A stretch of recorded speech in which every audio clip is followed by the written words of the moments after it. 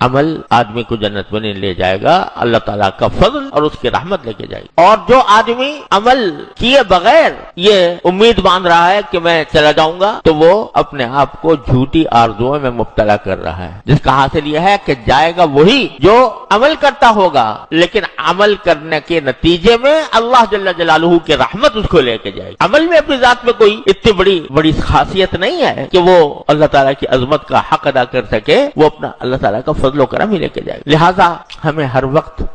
عمل بھی کرتا رہیں اور ڈرتے بھی رہیں اللہ تبارک و تعالیٰ سے۔ یہی ایک مومن کا طرح امتیاز ہے جو قرآن کریم نے بیان فرمایا ہے۔ تو ہمارے بزرگوں نے فرمایا کرتا رہے اور ڈرتا رہے۔ تو جب اور ڈرتا کس بات سے رہے کہ ٹھیک ہے بھئی نماز تو پڑھ لی، ایک تو خود نماز ہی کیسی پڑھی اس کی طرف ذرا توجہ کرے کہ بھئی اس میں ترقی ہو، میں ایک جگہ جا کے کھڑا نہ ہو جاؤں، اب میں ذرا اپنے خشوع میں اضافہ کروں، اپنے خضوع میں اضافہ کروں، اپنے اللہ تعالیٰ کی طرف توجہ میں اضافہ کروں، یہ منزل حاصل کرنے کی کوشش کریں۔ اور اس سے بڑی بات جو میں عرض کرنا چاہتا ہوں، اللہ تعالیٰ ہم سب کو اس کی طرف دھیان اور توجہ عطا فرمائے، وہ یہ کہ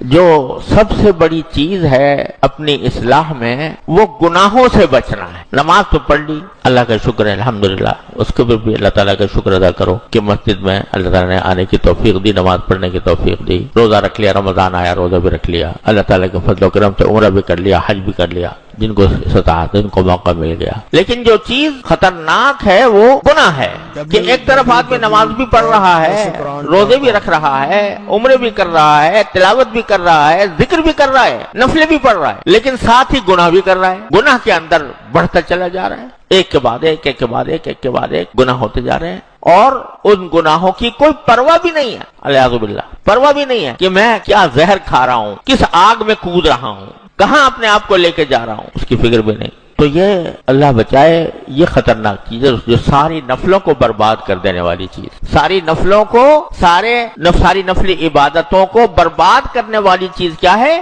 گناہ۔ کیوں؟ میں نے آپ سے عرض کیا تھا کہ اللہ جل جلالہ کی دی ہوئی نعمتوں کو صحیح استعمال کرنا یہ طاعت ہے، اور اللہ تعالیٰ کی دی ہوئی نعمتوں کو غلط استعمال کرنا یہ گناہ ہے، جو ناشکری ہے۔ جو نعمت اللہ تعالیٰ نے دی تھی اس کو صحیح استعمال کرنے کے بجائے غلط استعمال کرنا یہ گناہ ہے، یہ ہے ناشکری اللہ تعالیٰ کی نعمت۔ اللہ نے نعمت دی، آپ کو کوئی شخص جو ہے آپ کو کوئی گاڑی دے، اور آپ کو وہ گاڑی بیچارے نے اس خیال سے دی کہ بھئی اس کو مسجد جانے میں آسانی ہوگی، اس کو مدرسے میں جانے میں آسانی ہوگی، آپ جناب اس کو لیے پھر رہے ہیں اعوذ باللہ سینماؤں کے دروازوں پر اور قہوہ خانے میں اور خدا جانے کن کن بلاؤں میں۔ تو یہ کتنی بڑی ناشکری ہے اس اللہ کے بندے کی جس نے تمہارے ساتھ یہ احسان کیا تھا۔ تو یہ جو کچھ اعضاء و جوارح ہمیں اللہ تعالیٰ نے عطا فرمائے ہیں یہ سب اس کی دی ہوئی نعمتیں ہیں، ان کو غلط استعمال کرنا، ناجائز کاموں میں استعمال کرنا، اللہ تعالیٰ کی نافرمانی میں استعمال کرنا، یہ سب بہت بڑی ناشکری ہے۔